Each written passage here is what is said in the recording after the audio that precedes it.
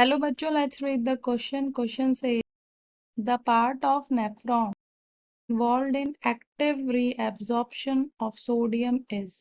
Question में पूछा गया है कि नेफ्रॉन का कौन सा पार्ट इन्वॉल्व होता है सोडियम के एक्टिव रीएब्सॉर्प्शन में।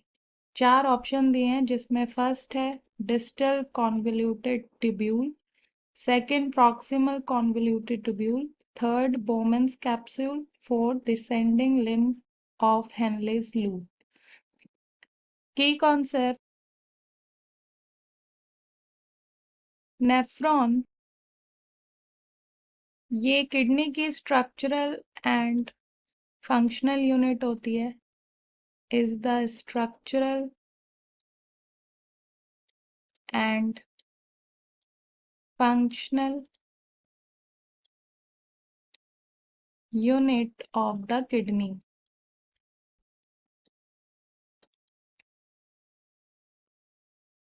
एंड जो सोडियम आयंस होते हैं is a very important mineral that helps to maintain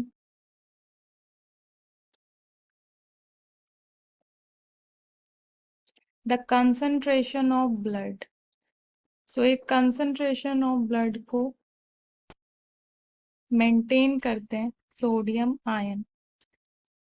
and जो इनका मेजर रोल है सोडियम आयन का वो होता है यूरिन फॉर्मेशन में, and so it needs to be reabsorbed in the nephron.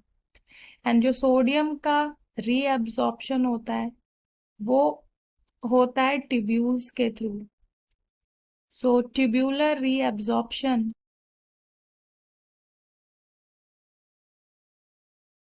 is the process that makes solute and water out of the filtrate.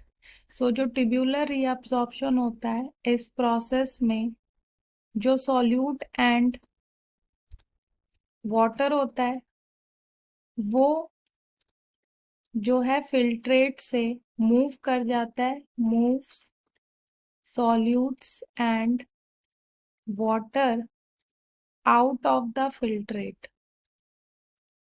सो इस process के थ्रू ये दोनों फिल्ट्रेट से बाहर चले जाते हैं एंड वापस से ये आ जाते हैं ब्लड स्ट्रीम में। एंड जो सोडियम है ये पॉजिटिवली चार्ज्ड इलेक्ट्रोलाइट है इन एक्स्ट्रा सेलुलर फ्लूइड। सो जो एक्स्ट्रा सेलुलर फ्लूइड होता है उसमें ये इलेक्ट्रोलाइट होता है पॉजिटिवली चार्ज, एंड इसका अमाउंट जो है सोडियम का अमाउंट फ्लूइड में कितना है वही इन्फ्लुएंस करता है इसके वॉल्यूम को। तो फ्लूइड का जो वॉल्यूम होता है वो अमाउंट ऑफ सोडियम पे डिपेंड करता है, which in turn determines blood volume and blood pressure. तो जो प्रॉक्सिमल कॉन्वोल्यूटेड ट्यूब्यूल है यही इन्वॉल्व होता है in the active reabsorption of sodium. जो majority about 70% of sodium is reabsorbed in PCT भी कहते हैं इसे, proximal convoluted tubule.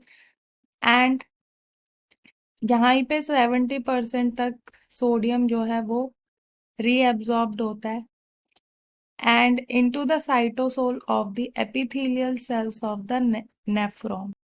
So this is our correct option.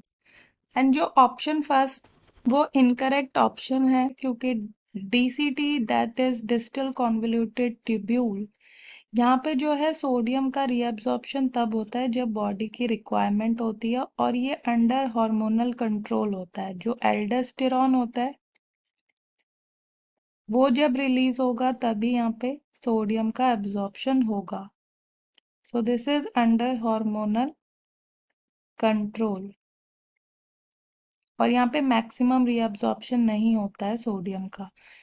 Third जो है बोमेन्स कैप्सूल ये भी इनकरेक्ट है क्योंकि बोमेन्स कैप्सूल में फिल्टर होता है जो ब्लड होता है और जो उसमें नाइट्रोजनस वेस्ट होता है आगे जाके फिल्ट्रेट होता है। सो ये भी इनकरेक्ट है।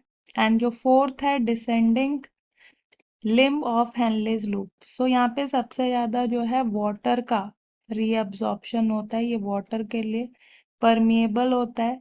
जो भी सॉल्ट्स होते हैं जिसमें सोडियम भी आता है, सो उसके लिए ये उसको ये एब्जॉर्ब नहीं करता है, सॉल्ट्स को ये वाटर को एब्जॉर्ब करता है मेनली, सो इसलिए ये इनकरेक्ट है।